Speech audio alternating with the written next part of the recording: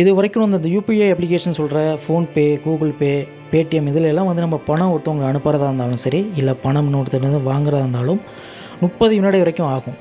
ஆனால் அந்த என்பிசிஐ அப்படின்னு சொல்கிறோம்ல, அவங்க வந்து இன்னையிலேருந்து ஒரு புதிய விதியை வந்து அமல்படுத்த போகிறாங்க. அந்த புதிய விதியின்படி வந்து அந்த நேரம் வந்து பாதியாக குறைய போகுது. அதாவது ஒருத்தவங்களுக்கு வந்து நம்ம பணம் அனுப்புறதா இருந்தாலும், இல்லை இன்னொருத்தர் நம்ம பணம் வாங்குறதா இருந்தாலும் வெறும் 15 செகண்டில் இதெல்லாம் நடந்து முடிஞ்சிடும்.